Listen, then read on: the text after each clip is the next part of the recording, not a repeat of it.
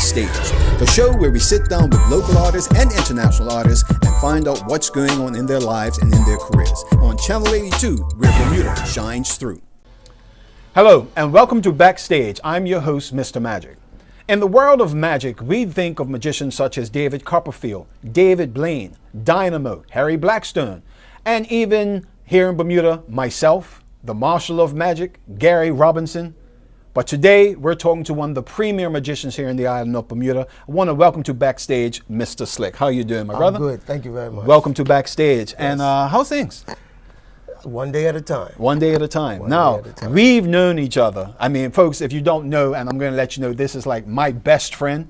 And we've known each other since childhood. I like to say sometimes since from the crib, we've known each other.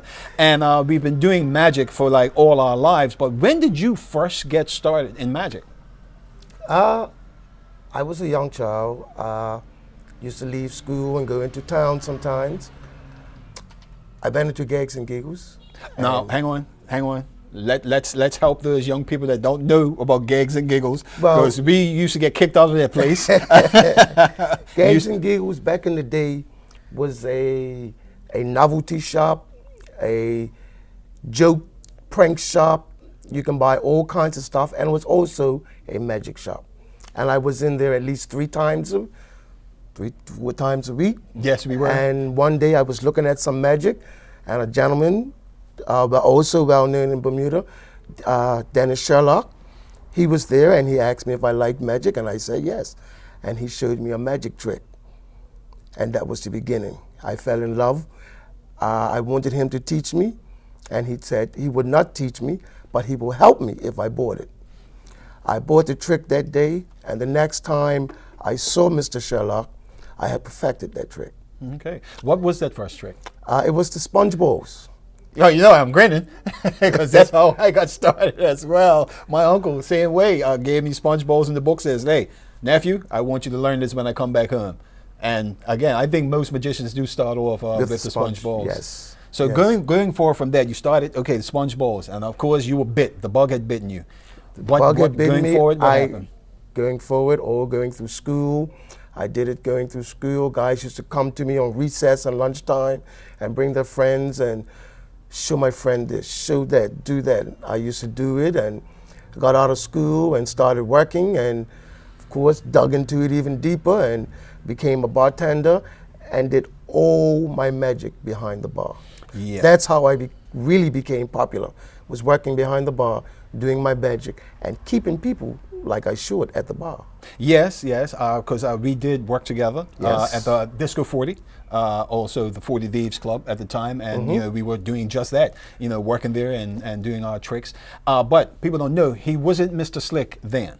He was just Andre Joseph. Yes. And for those of you that are watching, if you look at this gentleman, you may recognize him. He's the phlebotomist at the hospital at King Edward. Yes. He draws your blood, for those that don't know. So before that, you were just Andre Joseph, bartender extraordinaire, and trickster. Yes. At the time. Now, at one point, because we're going to get to the relationship with you and I in regards to when you actually became Mr. Slick, the magician, and going forward from that. You had left Bermuda for a while. Yes, I had relocated and resided in Providence, Rhode Island for a while. Some people had made me an offer to go up and made a job offer, and I went up and did what I had to do. Yeah.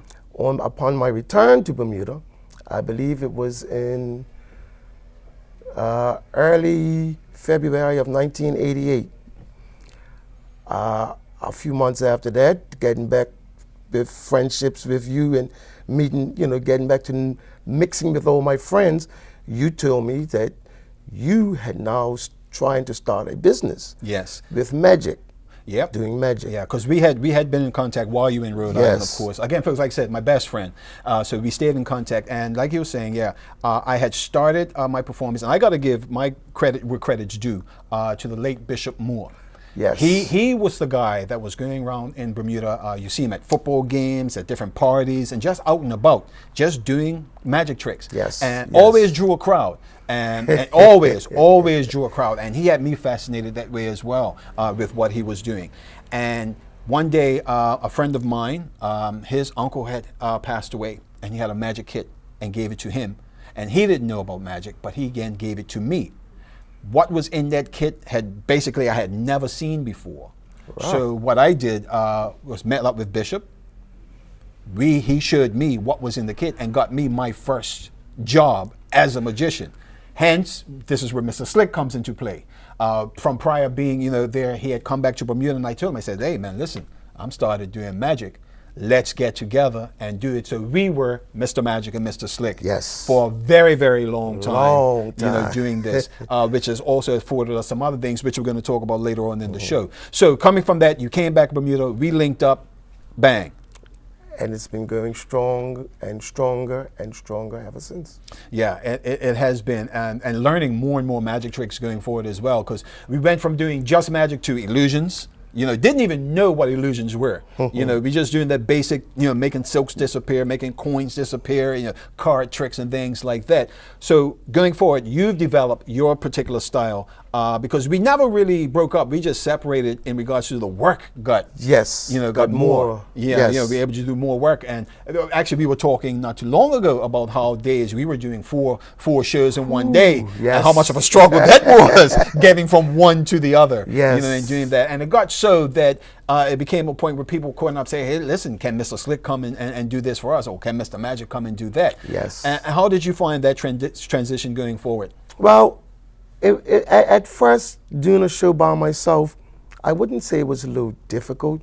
I felt sort of not properly dressed, if I can put it that way, because we were a duo.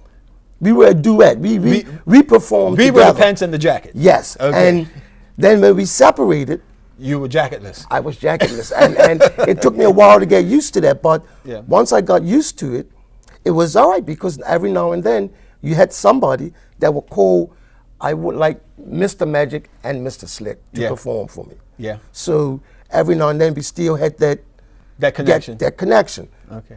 But yeah. All right. We'll be back after this. Sitting here talking with Mr. Slick about his career in magic. And when we come back, we're going to be talking about our travels overseas when we perform. We're here at the Spinning Wheel Complex. This is Backstage. Again, sitting with Mr. Slick. We'll be right back after this.